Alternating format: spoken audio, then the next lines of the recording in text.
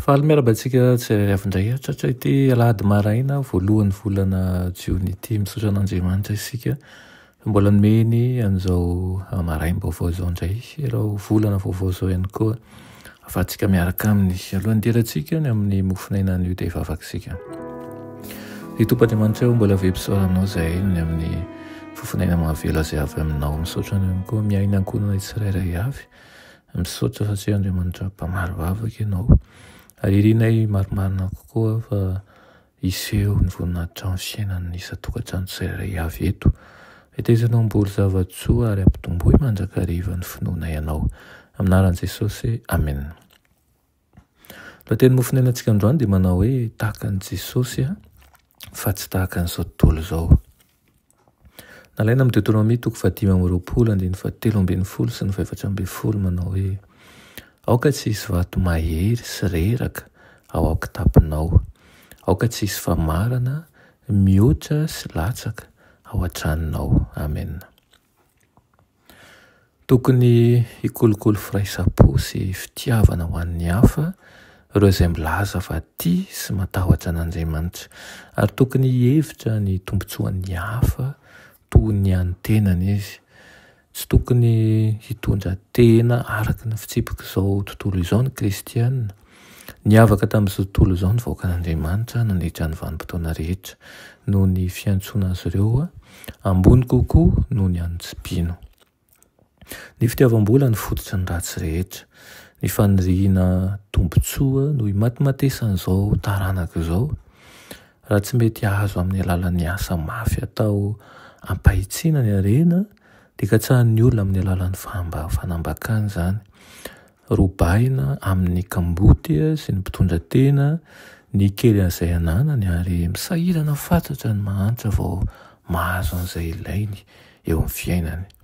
Atao am-panan-karena izany rehetra izany mba hanohanana ny fitiavana rentirenty na koa hamalina ny etaetany ta hanango-karena. Mampivarahontsana sy mampihorohoro ny fanahy ny heloka be vava-mahatsy ravina nataon'ny olona isan'andro noho ny amin'ny tombontsoa. Miantso fanetsetena lalina sy asa matotra avy amin'ireo mpanaradian'i Kristy ny fahitana an'ireo fahotan'ireo izay miseho amin'ny fomba mahery vaika na malefaka kokoa na dia eo amin'ny izay mitonina ho mpivavaka aza. Nanjary fiherenjiolahy sy ny mpandroba izao tontolo izao noho ny fitiavaksehoseho sy ny fitiavam-bola ihany koa. Tsy eto tana nefa ny tena finainan'ny kristianina vahiny eto amin'ny firenenen-kafa izy ireo. Tsy tokony ao amin'ny faniriana sy ny hery manosika hiasa izay ao amin'ireo manao ny eto fonenany sy mametraka ny hareny eto.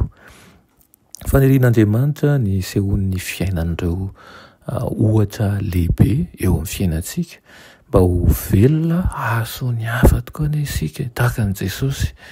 Miatra amin'ny vatana amin'ny Kristy ny ratsy atao amin'ireo zanak'Andriamanitra. Miatra amin'ny vatana amin'ny tokoa ny ratsy atao eo aminao. Ny fiezahana rehetra haka tombontsoa avy amin'ny tsy fahalalan'ny hafa na ny fahalemeny na koa ny fahavoazany dia voarakitra ho fanambakana ao amin'ny boky ny firaketan'ny lanitra. Noho izany dia atsoina isika hanao ny marina, hanao ny hitsiny, hitsinjo ny mahantra, ny mpitondra tena, ny kamboty ary ihany koa hifanampy toy ny zanak'Andriamanitra tokoa. Amen. Ianay tsara indrindra mbola misaotra anao zahay ny amin'izany teninao izany. Mangataka aminao izahay mba ambolenao fitiavana. Dia ny fitiavana avy aminao ka hamporisika anay hitsenjo ny hafa na mifanapaka-kevitra raisinay ary aokany. Ny fitiavan-tena izay ao aminay ho esorinao ka hosoloanao fitiavana ny hafa mba tsapahanay ny fahalehibiazanay, ny fiaraha-miaina, ny mpiara-belona, ny amin'ny mpiray fanantenana mihitsy aza ka ho iray ao aminao tokoa anay izahay. Anaran'i Jesosy. Amen.